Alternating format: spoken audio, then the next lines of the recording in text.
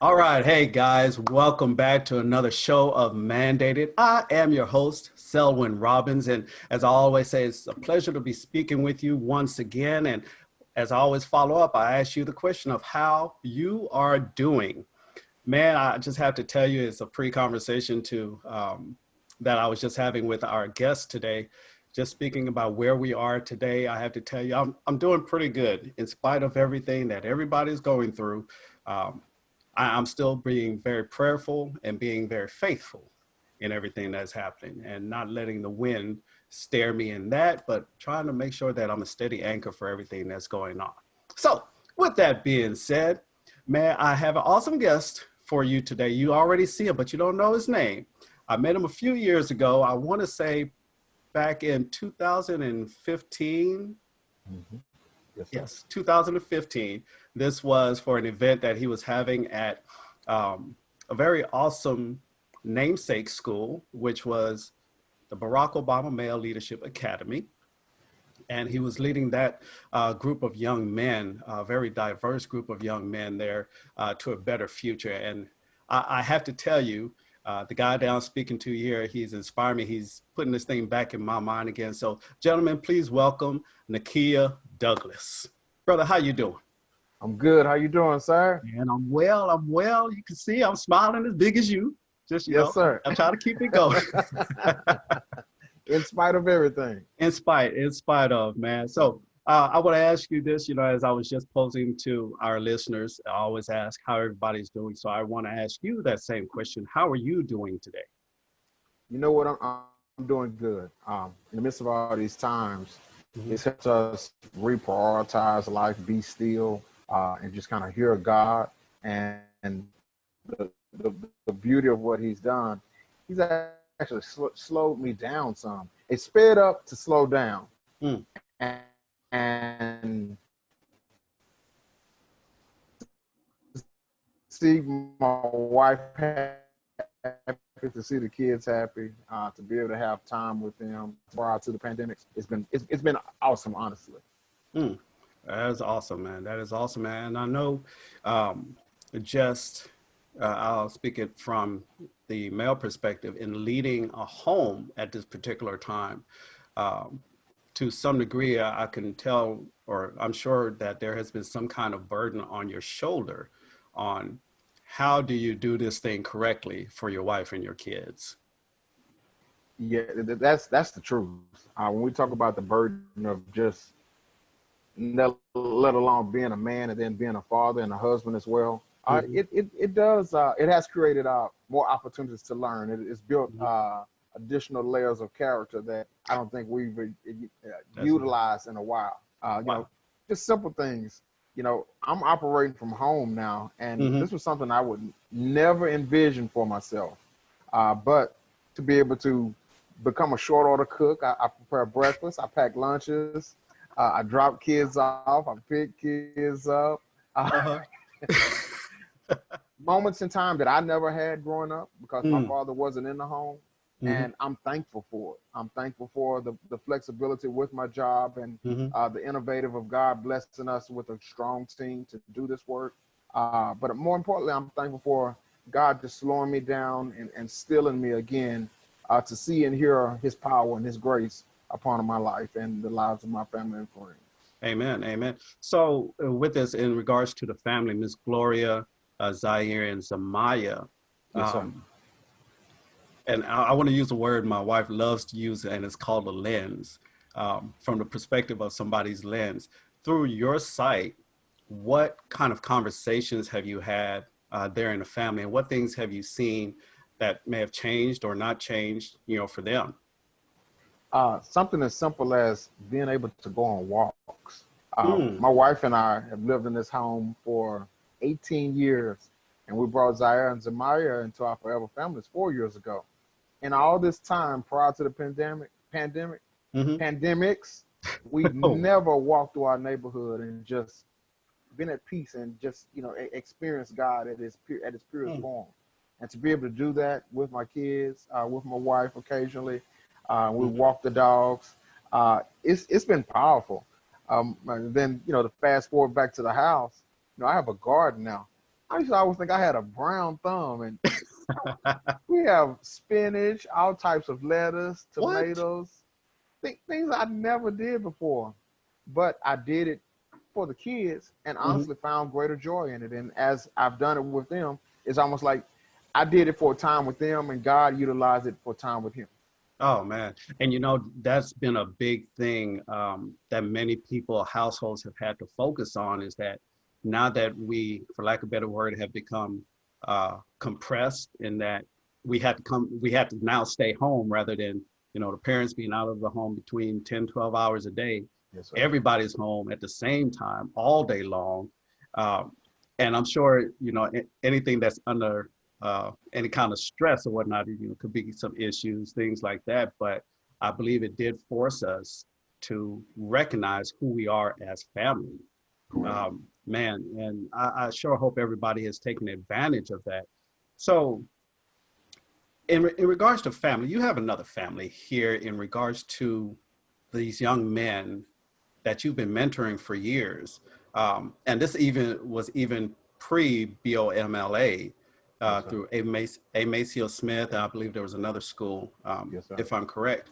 But now today, you are the executive director of Trio at UNT Dallas.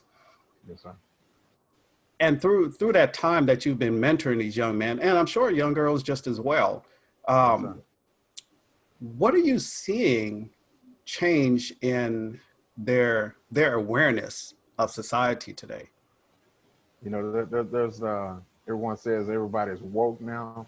Yeah. I've seen that for years, Uh-huh. and in some instances, it was our ability, it was our purpose as educators that we are enlighten and awaken the spirit within the minds of our students. And Mm, so it's been a joy for me, but more importantly, it's been a joy for me to watch from a full contextual lens of the entire world being awoken. Uh, yeah. when you have those moments of stillness, again, you know, the travesties that have happened within our community have been going on for centuries. And so when we think about it now that the whole world is acknowledging it, Mm-hmm. is looking at the systemic challenges that, you know, we face as African Americans and as minorities in general, and they're hearing it and seeing it and studying it for themselves, Mm-hmm. there's a new awakening. But Yeah. the I beauty agree. for me as an educator, Mm-hmm. I get to do that every day. Just True. from being a kindergarten teacher and those students coming in as sponges, not knowing, you know, Hmm. what learning could be and sparking that light within them, Yeah. to now within our McNair Scholars Program, where you have those first generation college students that say, I think I want to be a doctor, but I don't know how to get there, and helping Mm. them on that trajectory, Yeah. seeing that entire gamut of experiences for Mm-hmm. students, for their families, and for the community is the best gift that I think anyone can receive. But you know, let me add this in there. When I first met you at the event, I didn't realize it until today, as I was reviewing that, that was my first time ever being in an all-male school. Yes, sir. And reflecting back on that, I remember the tour that you had taken me on throughout the classes and seeing these young men. And I believe we ended in the auditorium, or Yes, I sir. know we at least went there. But you had talked about all the kids, young men being in there and just having that male leadership Yes, sir. come in and speak to them. Um, you know, my mandate is to make sure I'm creating an avenue for young men and men alike, all men alike, to find their better self. This is not about them doing anything wrong. It's just that we all want to do better in something somewhere in our life.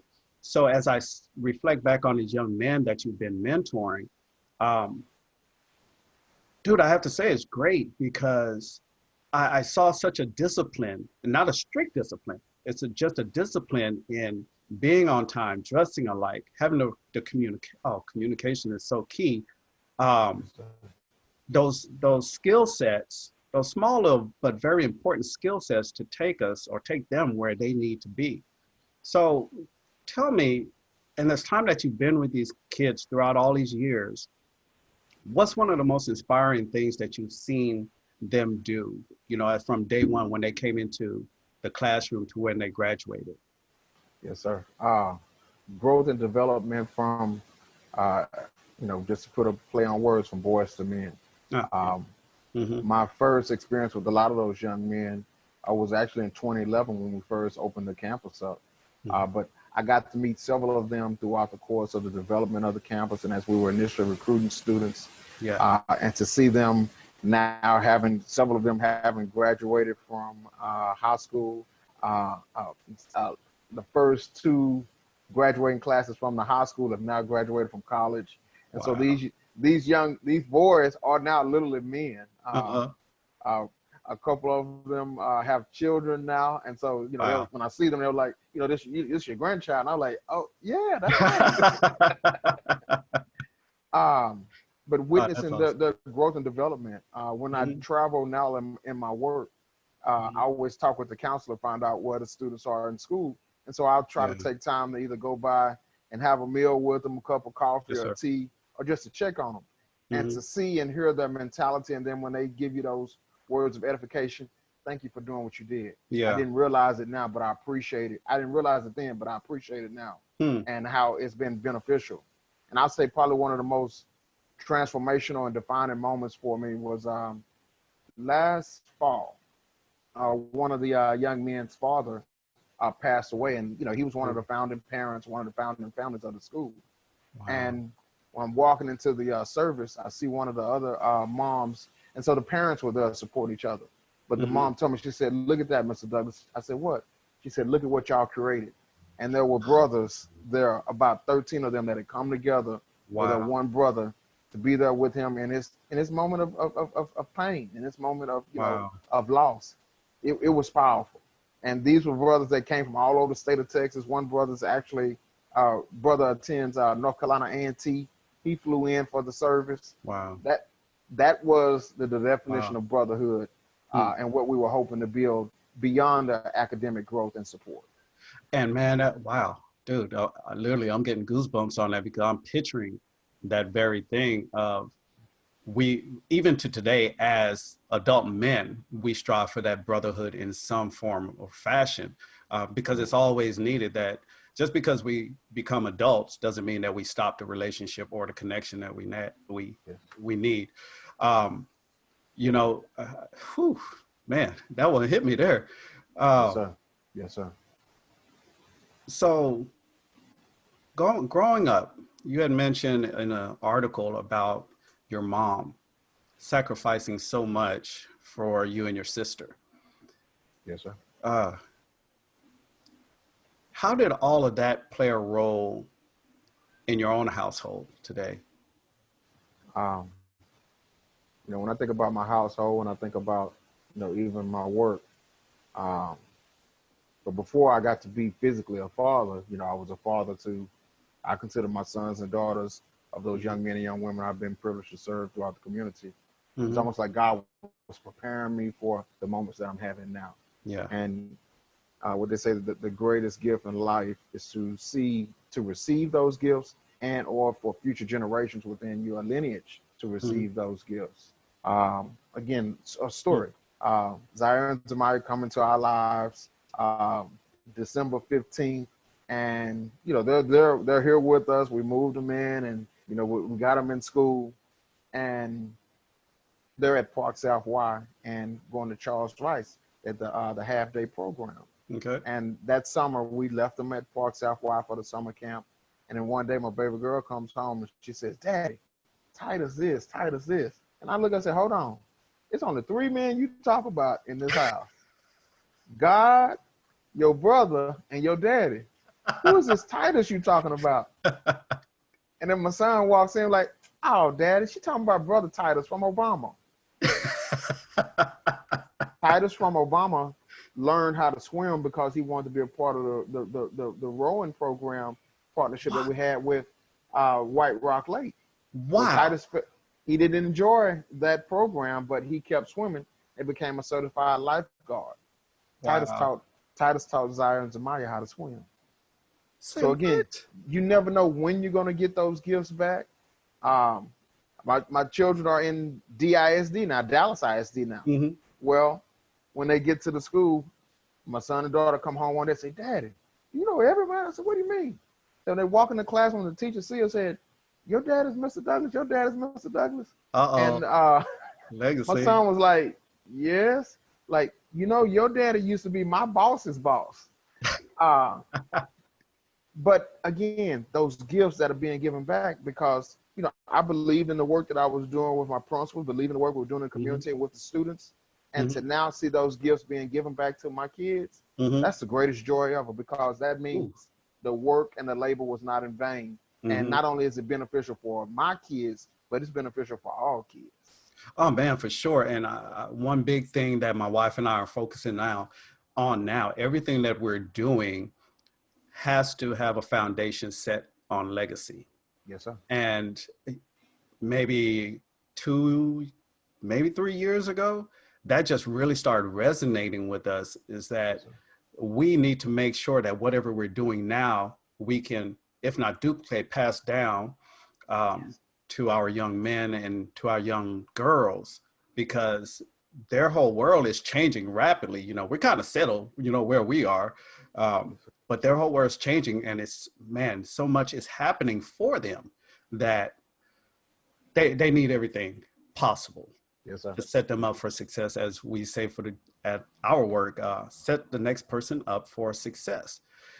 So that means for us, you know, taking that extra time and pushing yourself a little bit more, putting things in place so that when the next person, man or woman, comes in, they can hit the floor running. They already know what to do because we put things in place and in motion for them.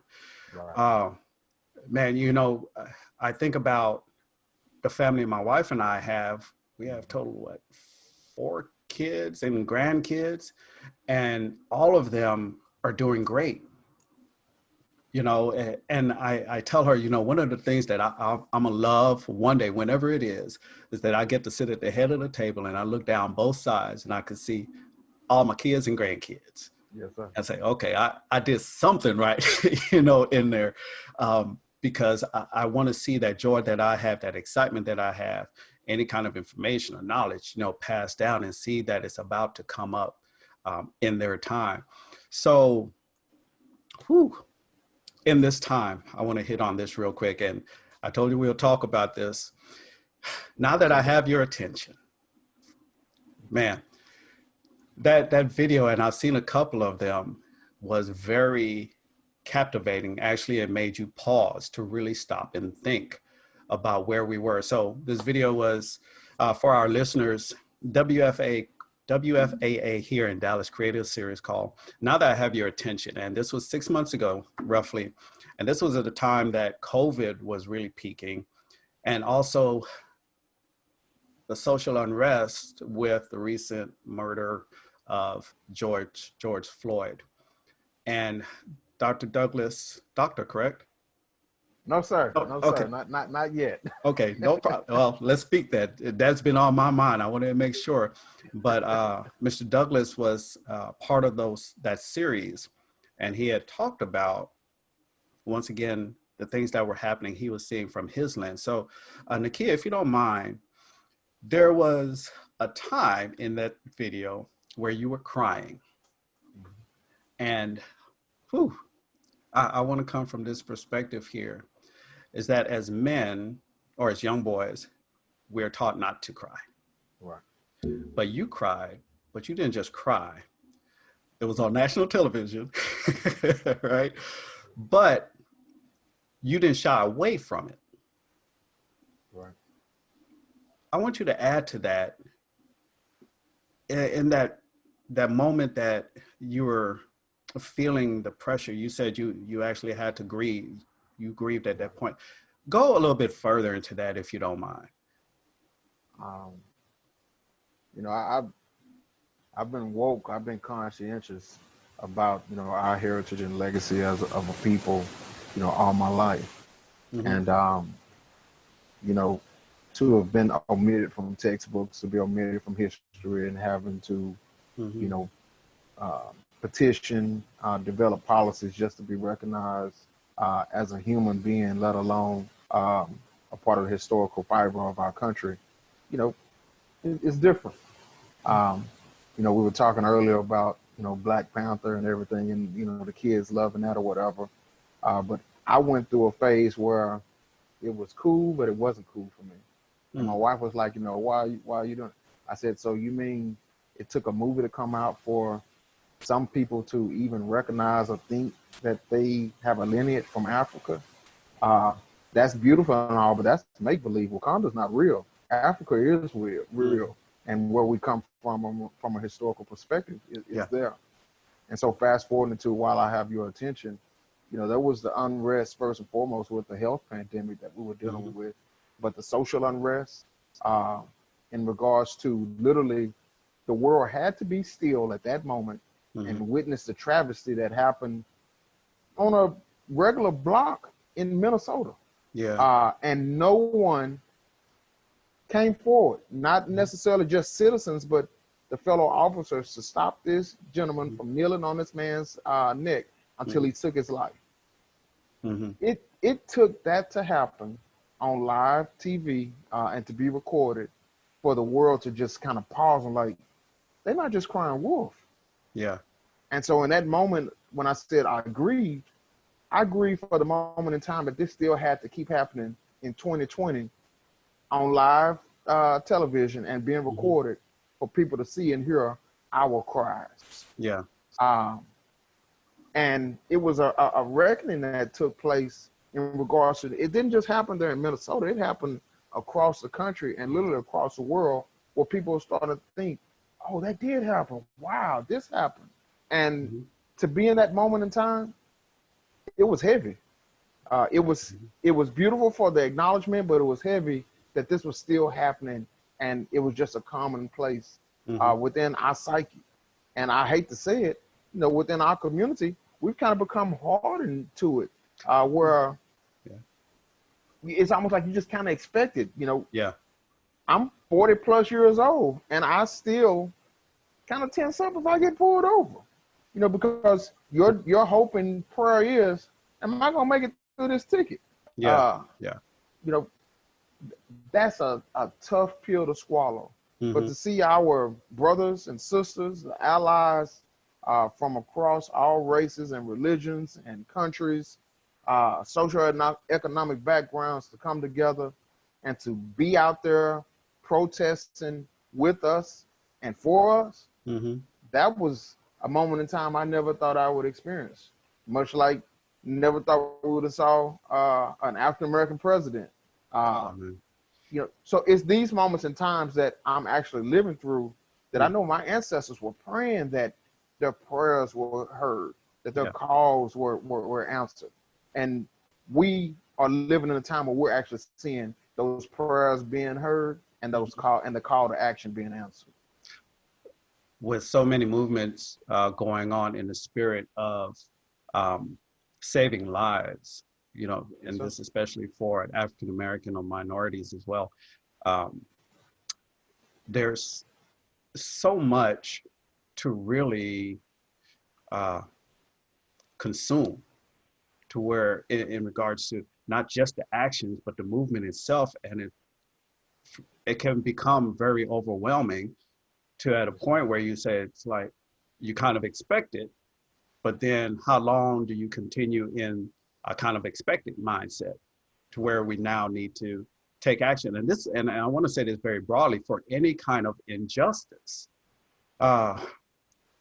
So with that, I want to add this piece in there. Education is key. I know that is your background. So with COVID, with George Floyd, with the things that's going on in the government in different levels right now,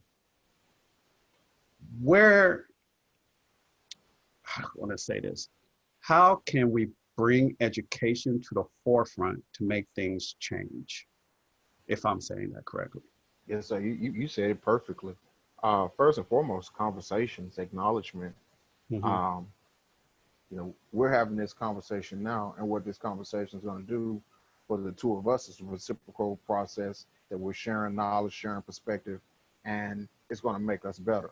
And then when you encompass your listeners and others who may, you know, by way of a conversation and or listening to this on different platforms, it's going to create another line of communication, even more persons going out seeking that knowledge for themselves and or having that conversations with themselves and with others to educate themselves and others about what we're discussing.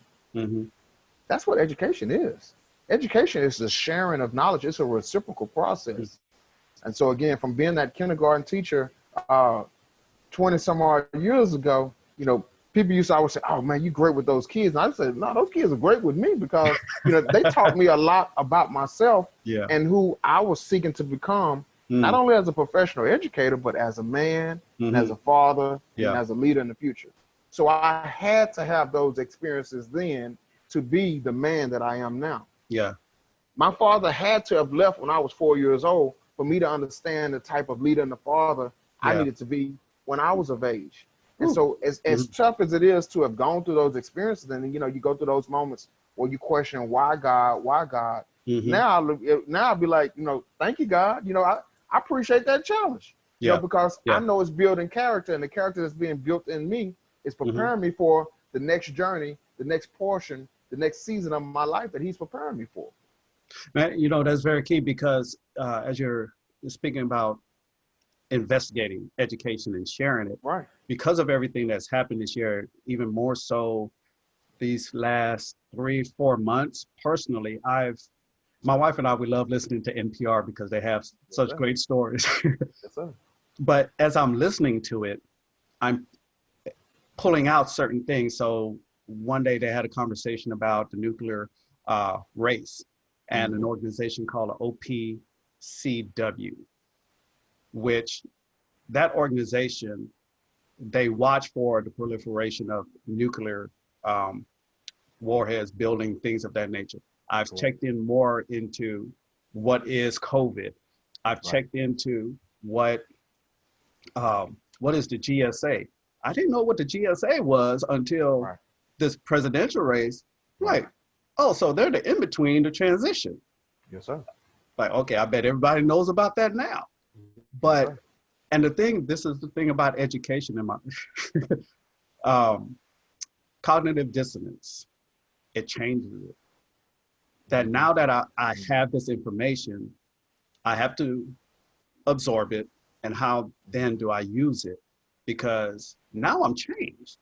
You know, that very thing that I was educated on or someone educated me on, how now do I apply this to myself? So as you were speaking about earlier, we have those conversations. And who can we have them with? As my wife would say, I love dropping my wife's Jan's name in here because she loves conversations. Those conversations are tough, no matter the subject, really, because everybody has their own level of education and what they can talk about, not talk about. So from that standpoint right there, talking about education in your home with Zaire and Zamaya, yes, sir.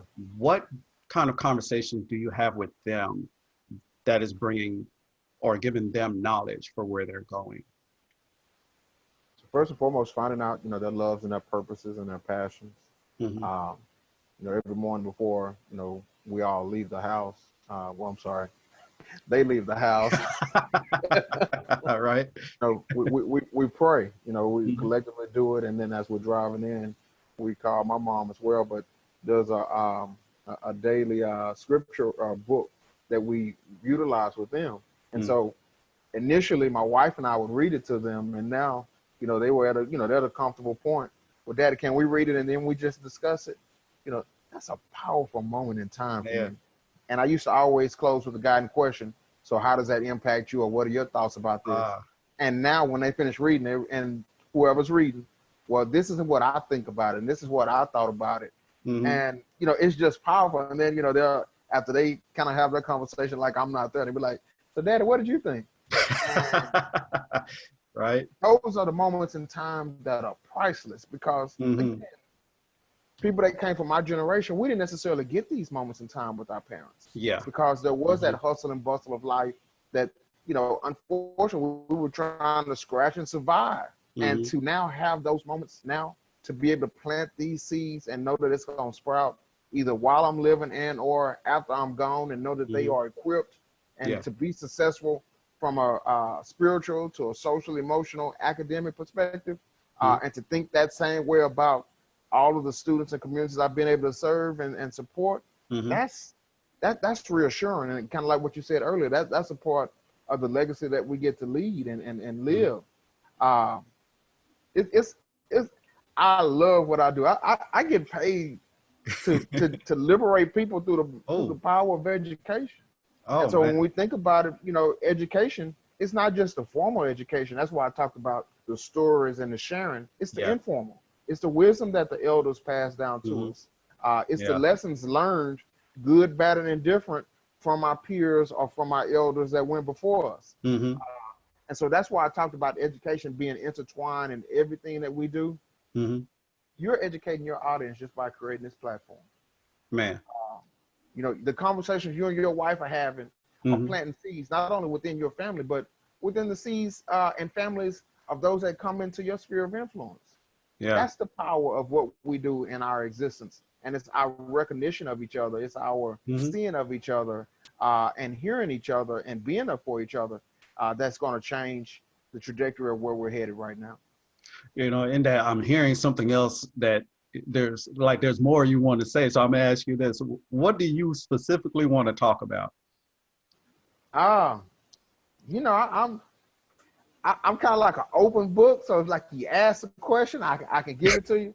When I think about mandated, again, for the audience that may not know, my dad left when I was 4 years old. My sister was 2 weeks old when he left. And I remember just like yesterday, he said he was going to get some cigarettes. My sister was crying on the bed. My mom was coming out the room. And I just kind of looked at him and I didn't say it, but I thought it. He ain't coming back. Oh, man. And so there was that, we talk about burdens that you carry. People don't often talk about becoming a man before your time, because I'm witnessing him go out the door and I look here and I see the tears come out my mom's eyes and I hear my sister crying. I just assume the role as a 4-year-old that I'm going to be the protector. All right, he's not here. I'll do whatever I got to do. And so that mentality stuck with me even now as a father, as a husband, as a leader, and as an educator. I've kept that same mentality that when those kids in my classroom, or those kids in my building, those kids in programs that I'm overseeing, they're going to be safe. They're going to be protected. Those teachers who I see as, the co-parents with me in regards to serving and supporting those kids, they're going to be equipped to be successful so they can take care of those kids. And so it's a reciprocal, holistic approach to service and support, more importantly, the education of those that are in my sphere of influence. You touched on something there, the epidemic or pandemic that is of fatherless homes. Yes, sir. There are so many men, no matter the color, that have faced that, and today actually are still dealing with the residual of not having that role model in that home. I'm a product of that. Me, myself, my 2 brothers, we all are products of that. And my mom is, has been remarried over 30 plus years. Love what society would say as a stepdad. I call him my dad. Right. But still, there was that gap of not having my father there and learning to now, as you said, be one of the men of the house. Me and my 3 brothers, mom's is like, look, it's time for y'all to go out there and do this and that and that. When there's a balanced home, you could kind of relax a little bit as a kid. But as you were saying, when that home is not what we would call balanced or perfect, now you have to go into a role that you weren't even ready for at that time. You weren't trained for. So with today, and that's one reason that I'm speaking on mandated, trying to make sure men and young men, wherever they are today, are changing the statistics. And just the other night, what was it, probably Friday or Saturday night, my son and I were in a discipleship together. So we were talking, and within the book, and this was written by Ed Cole some years ago, and he was speaking about the 61% of homes were fatherless or whatnot. Of course, that has changed. So I said, he's now a new father, me being an old father. I said, but what do you and I do to decrease those numbers? And it's making sure, I have to say initially is, you know, where we are right now, we're doing the best that we can by empowering, encouraging, strengthening one another and other men just the same, because we're going to go through those hardships, whatever they are. And, you know, we can only see how hard it is, or we can see how hard it is for the women that had to do that all by themselves. So if we're changing our mindset to say, you know what, dude, I know what it was as a kid to not have that father. I know the struggles that I had when I didn't have that father with me to show me how to be a man. And, you know, one of the statements I have for myself, it's hard being a man, raising a man when you weren't guided by one. And today, man, it is so key. So even if I'm speaking to a young guy at work or whatnot that doesn't have a family, I'm still trying to make sure, as you were saying, speaking that wisdom to him. It may not set in right then, but he will have it at that point that he's going to need to use it.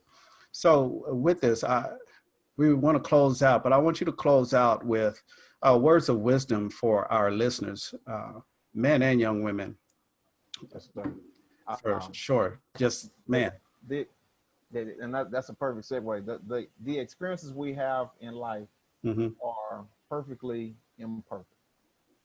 So again, my childhood, the way I was raised, I probably wouldn't put it on, or I wouldn't want some of my worst enemies to go through some of those experiences. Yeah. But where I am now, I've learned to appreciate them. And so it literally wasn't until my junior year of college that I really started questioning, you know, the real reason why my father left and everything. And just fast forward, just giving you all a quick overview. I found out the reason he left because there was a rumor and a disbelief that I was his son. And wow, my perception of how he handled it was, it's best that he leave versus doing or saying something to me that could have harmed me and changed my entire trajectory. Yeah. And so now, hindsight being 2020, I kind of look at it like, okay, God, that was a blessing in disguise that I saw that happening and that I kind of internalized that, because it turned on a switch that maybe wouldn't have been turned on had he been there. It may have been suppressed. Yeah. It may have been pushed down and locked down to where I would have never truly manifested into the man that I am now, the father that I am now. And so I learned to look at life for not only the good lessons that people could teach me, but also for the bad lessons so that I wouldn't repeat them again. Yeah. They say, you know, if you want to change history, don't forget about your past. I mean, if you want to change the future, don't forget about your past. Yeah. And so I would take all those instances of what I would have wanted or what I thought my dad should have done. And I do that now with my family. Yeah. What my wife would have expected. I do that now with my wife. Of what I would have liked to have been taught about manhood. I did that in my schools for my sons and my daughters that were part of those campuses. And so it's the flipping of woe is me. No, thank you, God, for putting me through that. Because when we think about the greatest challenges and the greatest opportunities and the greatest experiences and the greatest growth that have happened, it haven't come in times of being complacent. It came in time of great pain, of need, desperation. When we had to call on God, when we realized it wasn't about us, it was about him. Yeah. And so when we humble ourselves and we're at that broken state, we're going to call upon him. And then he just kind of manifests the entire lesson to us. Like, that's why I had you to go through that. I allowed you to make that decision, and you may have thought it was wrong, but no, it just took you a little bit longer to get there. But the ultimate thing that was supposed to be taught was through your experiences. When we get to that clear understanding, I mean, it gives you a realization that we're all vessels and we're broken in a variety of ways. But how we piece ourselves back together will define and create the ultimate creation. And so it took me, again, my junior year, finding out why he left. And it took almost another 5 years after I graduated from college and I found my faith that I said, you know what? All right, I'm okay now. I'm starting to heal. Yeah. But September 25th, 1999, my mother called and said my dad had a stroke. September 29th, I was here. and walking to the hospital. He couldn't say anything. He had a stroke. Tear fell out his eye, and I looked up, my mom by his side, and I made the decision to come back home. And all my homeboys were like, "Why are you doing it?" I was like, "Honestly, I don't know. I'm gonna go and try this out." Yeah. But subconsciously, what I wanted that father-son relationship. But as God would have it, that wasn't the case. It was the reversal of roles where I ended up being the parent because I had to he was in a rehabilitation center when he first came home. And so when I get home for a month and a half, how God divinely prepared it. Everything he needed to learn, I taught as a kindergarten teacher. So I labeled the house like it was my kindergarten classroom. And before he passed, the only thing he wasn't doing was driving. But it allowed us to start restoring, and it allowed me to start healing. Yeah. And so you got to be willing to have those tough conversations, those hard situations. Yeah.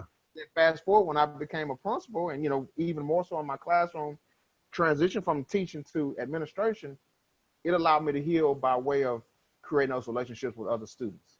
And now it's allowed me to heal by the relationship I now have with my wife, I have with my kids, but more importantly, I have within my own faith. Yes, sir. Yes, sir. Well spoken, man. That's well spoken. Whew. Dude, somebody's pulling something from that for sure. Thank you. Mr. Douglas. Yes, sir. Dude, thank you so much for your time. Yes, sir. Man, always. My pleasure. When you call, I'm here.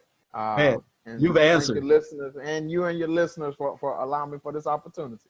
Oh, man, thank you very much, man. And I'll say this, whenever we can, let's make some kind of appointment. Just sit down, talk over some coffee, and we just relax. Because honestly, I need the connection. Yes, with all the guys that I know, that's what I'm trying to do. So by all means, whenever we could do it, man, by all means. Let's do it. Iron sharpen iron, and the same way we sir. pour into others, we have to make sure that we're poured into as well. Yes, sir. All right, guys, this is Selwyn Robbins, your host for a Mandated Podcast Show. We have been speaking with Nakia Douglas, Executive Director of Trio at UNT Dallas. Once again, we love you. Be blessed.